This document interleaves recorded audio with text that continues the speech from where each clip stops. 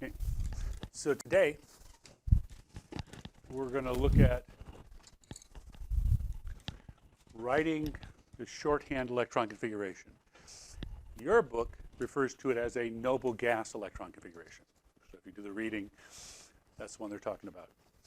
Hey, so to get the idea, let's do some electron configurations. It gives us a practice, and it'll make the point for me. So write the electron configuration for carbon.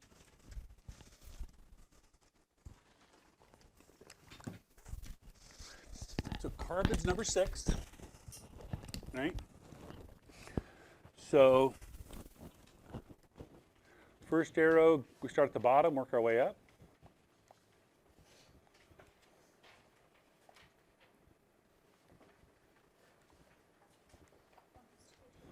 Okay, so it's 1s, 2, 2s, 2, that's 4, 2p2, because that fills it up. Remember how we just build our way up. Okay, if I want to do silicon, silicon's number 14. So I'm going to start where I did with the other one, 1s2, and then I'm going to do 2s2, and now I'm going to fill up 2p, so that's 6. There's 10 of my 14. After 2p, my arrow says go to 3s. That'll hold 2. After 3s, I got to go to the next set of arrows. I go to 3p, and I only need 2 there.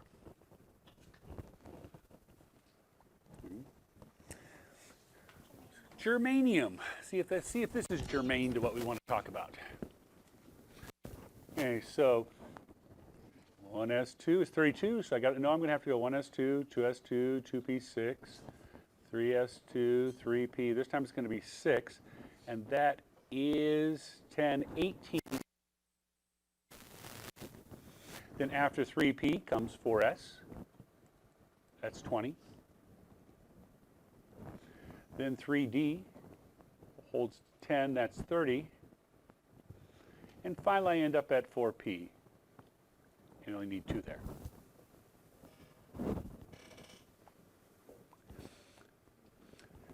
Notice I did not pick these at random. I picked them because they all end in P2. And then notice where they're at on the periodic table. They're in the same group. That's why they have similar properties. Same group has similar properties because they look the same on the outside. So, electron configurations repeat, and the periodic table has those repetitions. The shape of the periodic table is because electrons repeat. The reason why it's not just a list of atoms, the reason why they shape it this way is because properties repeat, and properties repeat because electron configurations repeat.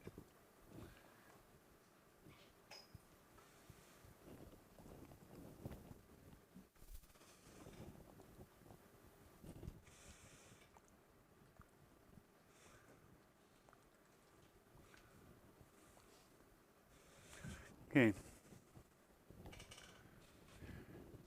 So when you get to the end of a row, get to the end of a period, what you find is that whatever your biggest number is, whatever your outside energy level is, the S's and the P's are full. The S's and the P's are full. And that last row where everything's full is the noble gases. And the reason why they call them the noble gases is because they don't react with anything. They're noble in as they don't mix with the common elements. That's why they call them noble gases. And this is going to be the basis for our shorthand. Because if you think about it, when two atoms come to interact with each other,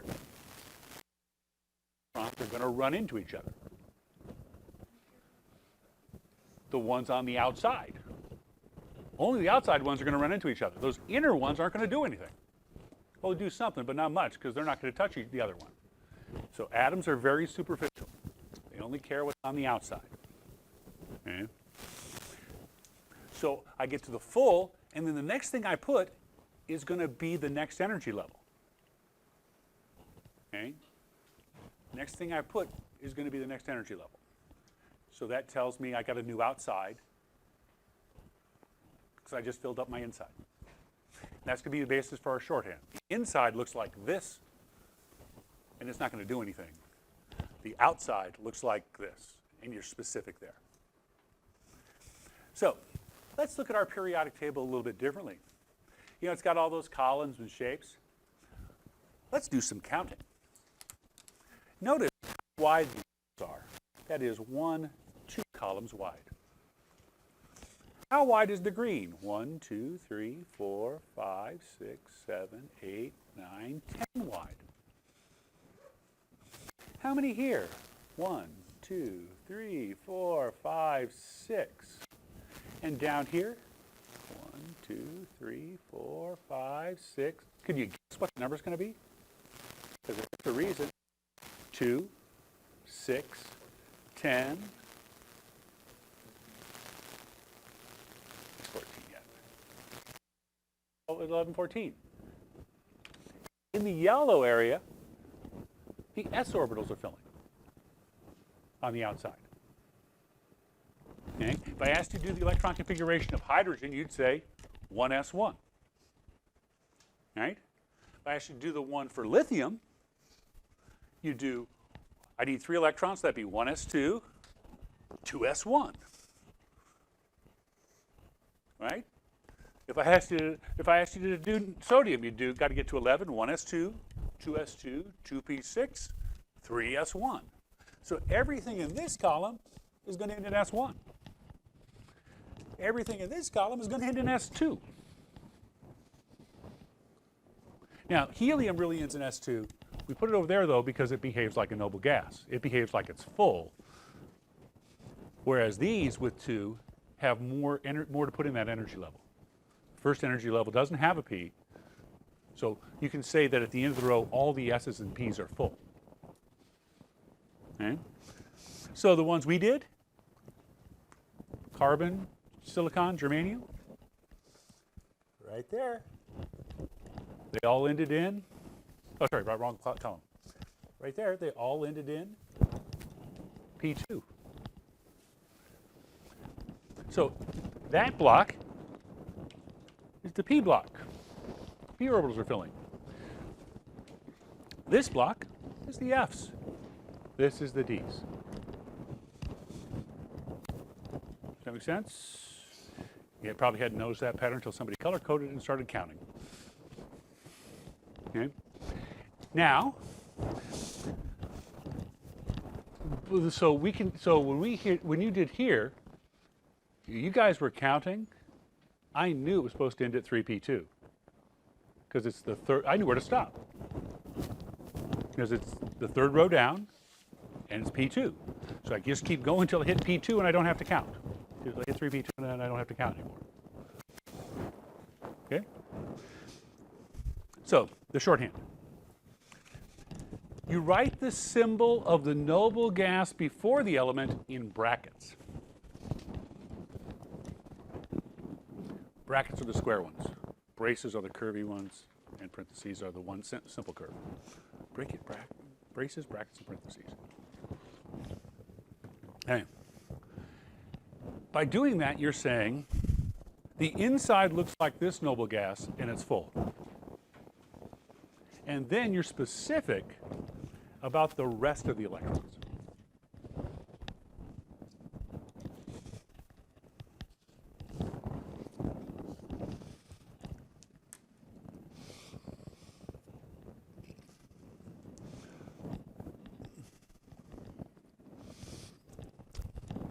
So we're vague about what the inside looks like. The inside looks like this noble gas. And then we're specific about the outside. Those electrons are in 4s1, 4p2.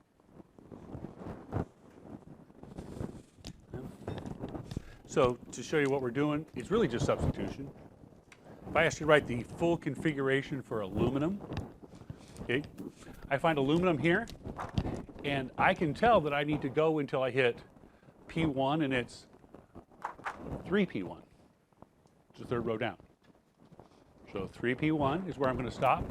So I'm going to do, watch this. This is strange. I'm going to count up to aluminum. First row is 1s2. Second row is 2s2, 2p6. Third row, 3s2, 3p1. I told you wouldn't need this very long, because this is this. Yes, it is fall. Okay, so I can just read it off the periodic table. Okay, so we said it was 1s2, 2s2, 2p6, 3s1, 3p1. So I'm stopping at aluminum. I did my 3s2. I did sodium magnesium. So just you can actually read electron configurations off the table. So when you guys thought that I had it memorized, I have the shape of the periodic table memorized. That's all I have memorized. And I'm just reading through the periodic table, sort of like reading out loud to you. And I can picture where I stopped so I know where to go. Now, neon, the noble gas before it, so here's aluminum, the noble gas before it is neon. That would be 1s2, 2s2, 2p6. Or it's got 10, so it'd be 1s2, 2s2, 2p6. Right? We're saying the same thing, just getting it from two different places. Well, the third one, we could have gotten it from the off-bow diagram. But we'd all end up in the same place. So the substitution is aluminum with the noble gas configuration is neon, 3s2, 3p1.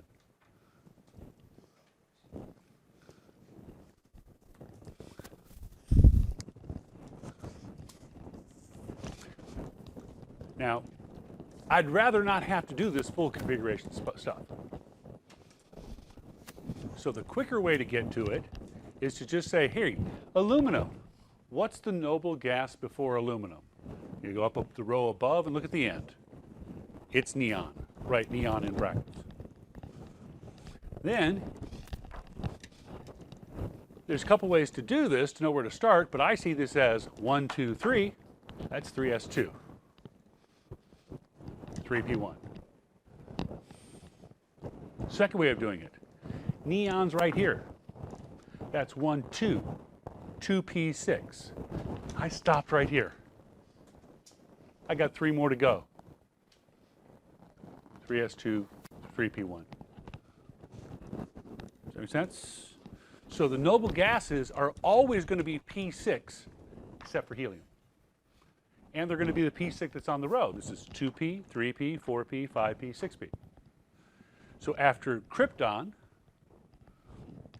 after xenon, xenon would be 1, 2, 3, 4, 5p6.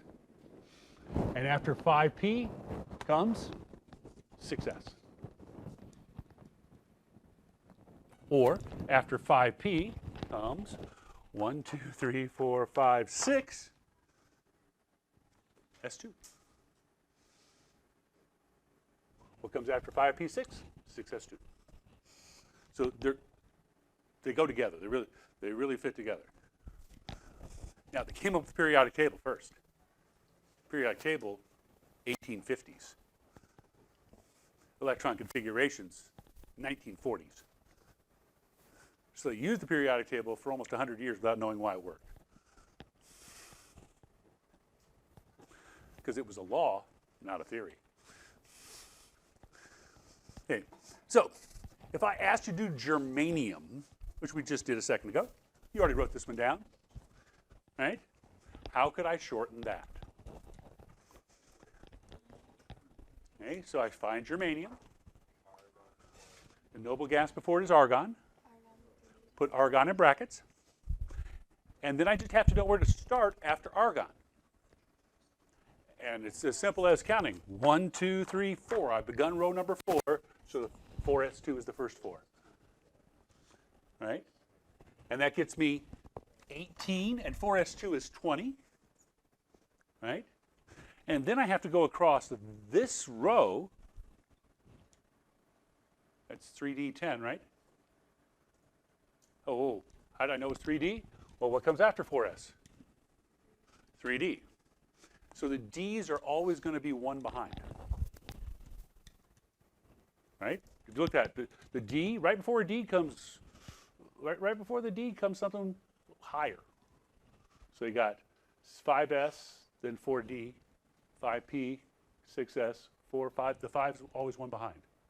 So after 6s comes 5d. D's are one behind. So we got argon, 4s2, 3d10, 4p2. Argon,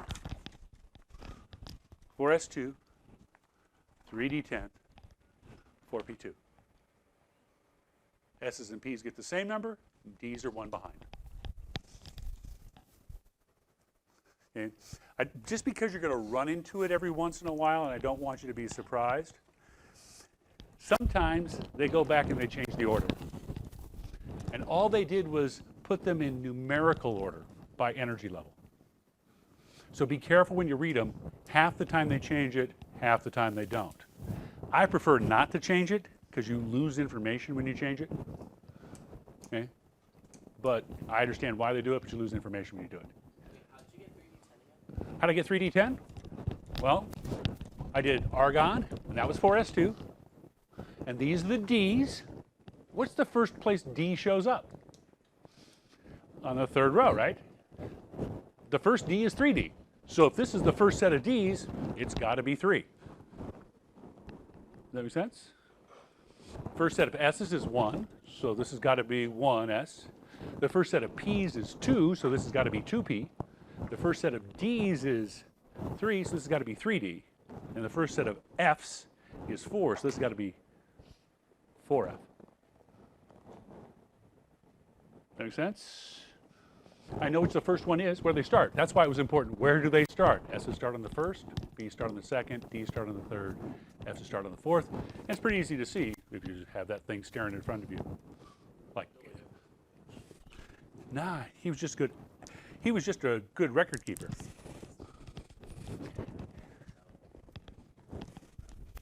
Okay, actually, we'll talk about Mendeleev because he wasn't alone. Other people did the same thing he did. Okay, so hafnium, you wrote this a couple days ago.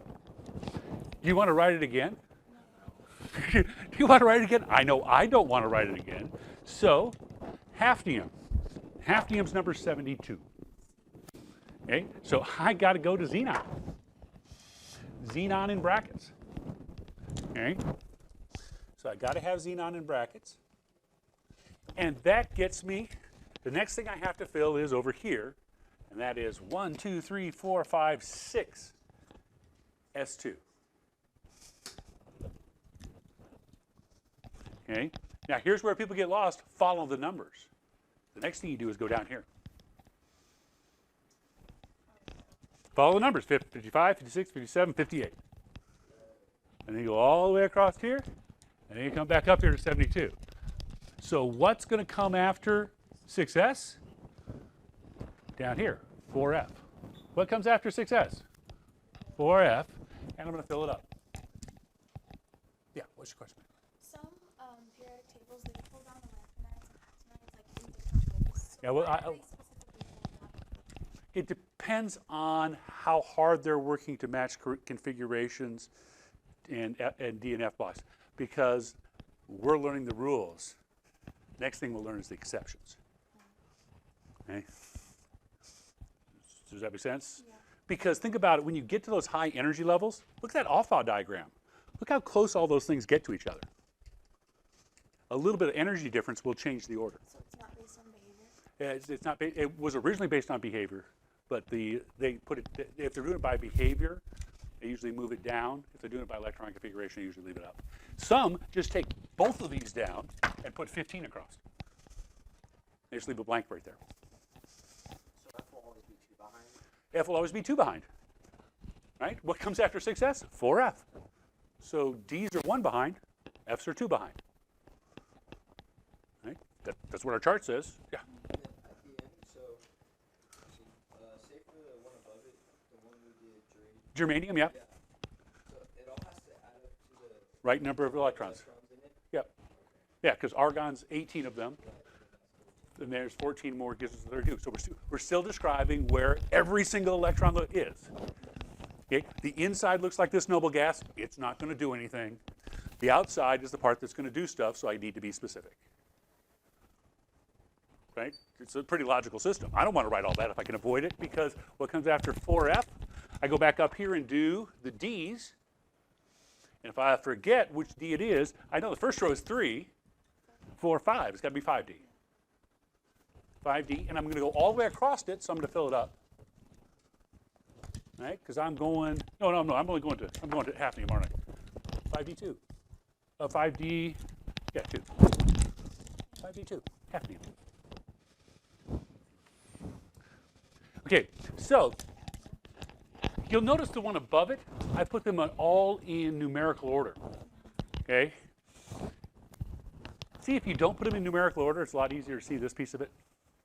Because if you think about what you'd have to take out of here. You have to take out the 6S, the 5P, the 5S, but you do the 4D. We leave the 4F though.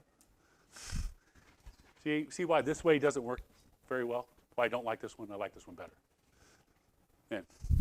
Because it emphasizes what's on the outside. 5D is on the outside. Okay.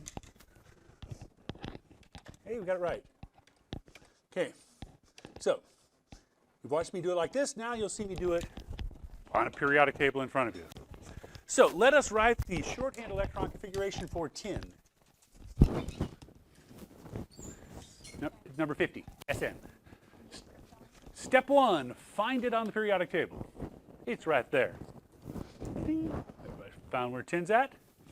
So now we want the noble gas before it. So the noble gas before it is going to be krypton. It's going to be up and over here. It's going to be krypton. So I put krypton in brackets. I have now taken care of 36 of my 50 electrons. That's a time saver. Okay. And now I got to go to this row. And that row is row number 5. So it's 5s2. Okay. And then next, if you follow your numbers, there's no skip this time. It goes straight straight across. So I'm going to fill in this next set. And that next set is 1 behind. It's 4D. That's 4D10.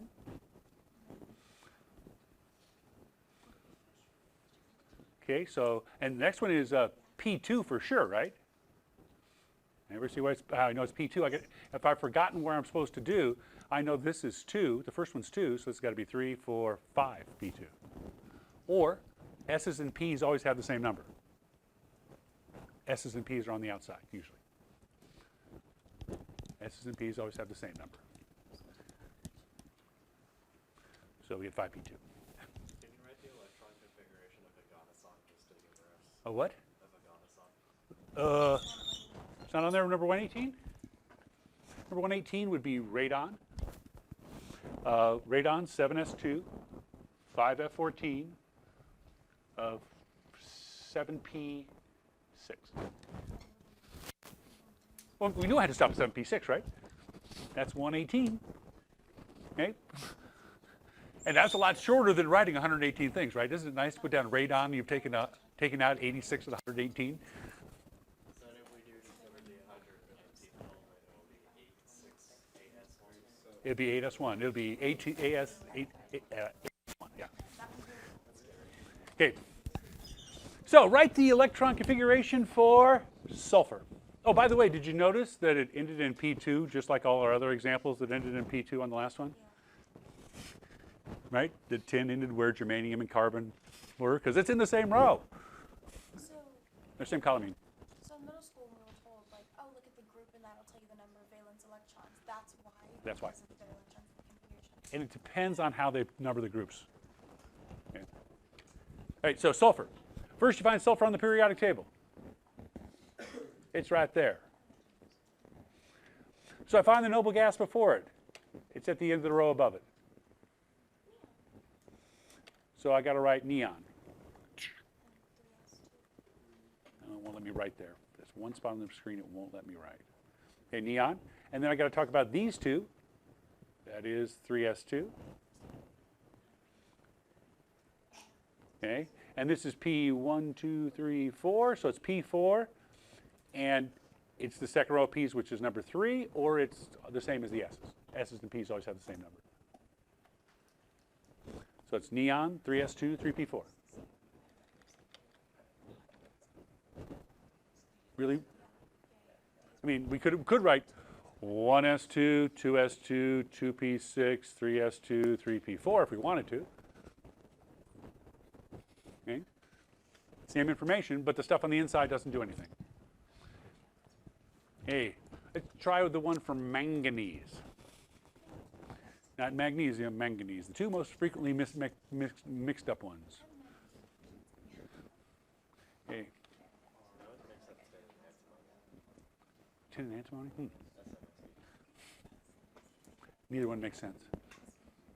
Okay. So Mn's right there. So the noble gas before it is going to be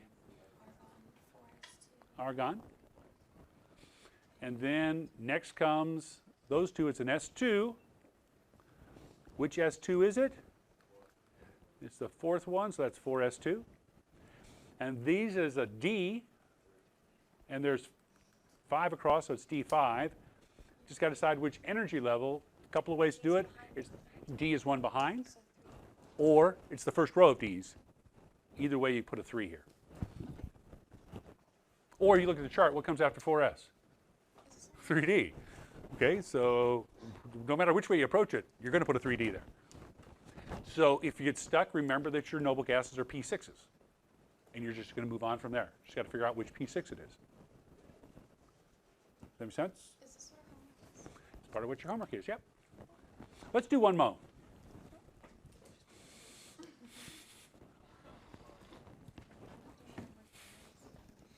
Molybdenum. Took me a while before I stopped pronouncing it molybdenum. That's how it's spelled, molybdenum. So molybdenum. Okay, so you find it. Step number 1. 42. Okay, noble gas before it. Krypton. It's up there, and that's krypton 5s2. in brackets. Okay, so then we go across that next row. So we got S2 again. And it's the 5th row, so that's 5s2. And then 1, 2, 3, 4, D4.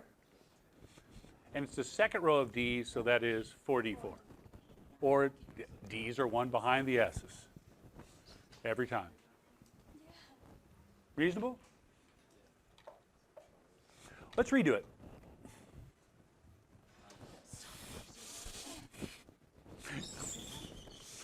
Rhenium, number 75.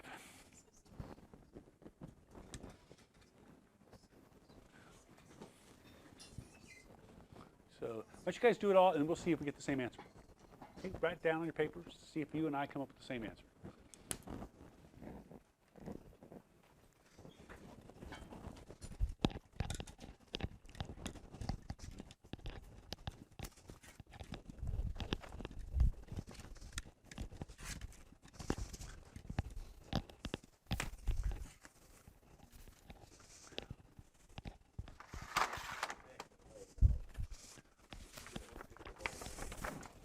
Get your periodic table in front of you. Don't stay, just a little bit longer.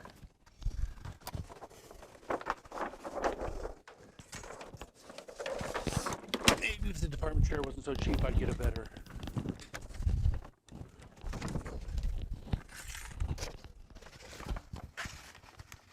Okay, so you should be just about done. Make sure it adds up to 75. Because for many of you, I bet if you count, you're going to add up to 65, or you're going to add up to 61, not 75. Did you remember 4F? That's the biggest mistake, is not remembering 4F. Everybody see where that mistake would show up? So follow the numbers. Make sure, when you get down to the bottom, make sure they add up. Because that's the silly mistake you're going to make, is forget 4F. All right?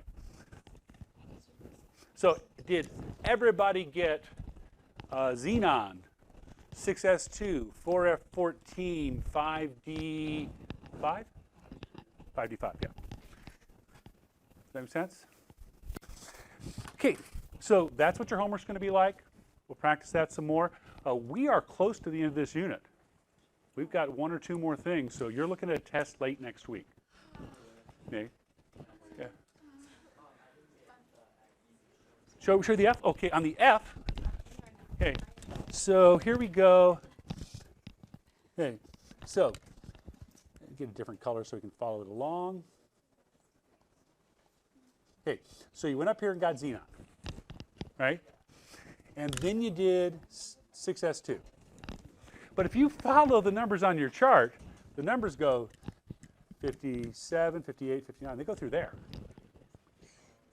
So I got to put those 4 Fs in before I come back up and finish up the Ds over here.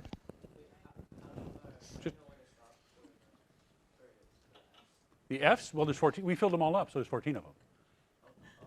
See, I'm being pretty careful because there's a trick to the Fs, depending on which periodic table you have, and we'll bring that up on Monday. So I'm not asking you to do any of the ones with the Fs right now. Did you notice that I skipped those? That was not random, because the S, the Ps, and the Ds are easy. The Fs can be a little tricky, and we'll deal with that on Monday. We've got a couple of exceptions to deal with. Does that make sense? Okay, so in the past, I've showed you that I could use heat to move electrons up, and then when they fell back down, they'd give off colors. Everybody agree? Okay. And then I showed you that electricity could move electrons up. Right? The electricity could move electrons up and then give you colors. Okay? Let's hope this works, because mine disappeared over the summer, so I had to borrow this. Okay? So now what I'm going to show you is light moving electrons up. And then when they fall back down, you get something visible. So, my life? We'll find out.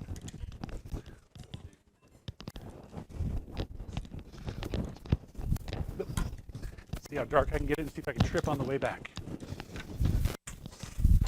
Okay. So, black lights.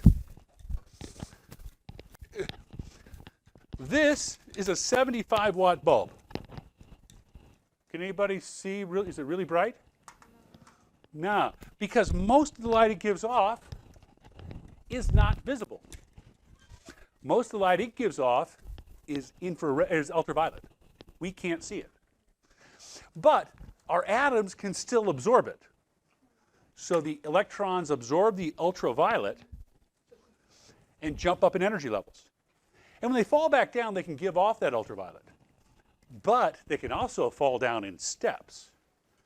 So materials that are fluorescent, like these, okay, the reason why they're fluorescent is the ultraviolet comes in, moves the electrons up.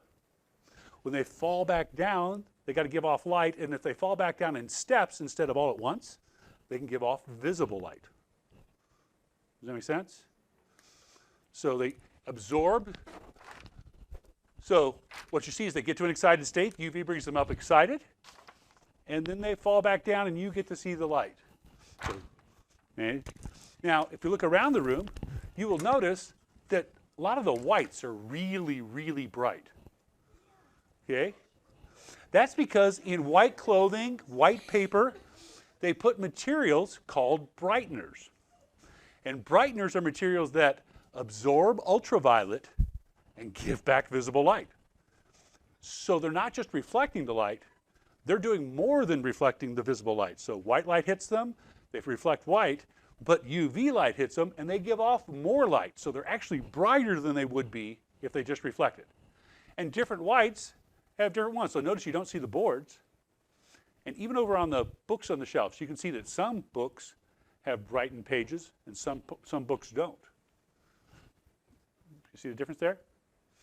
So the way it works is pretty simple.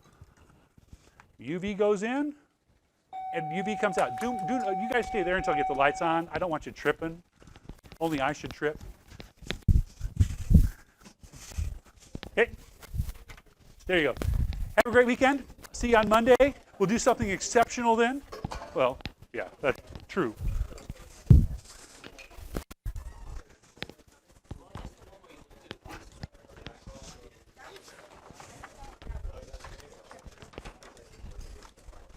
Have a great one.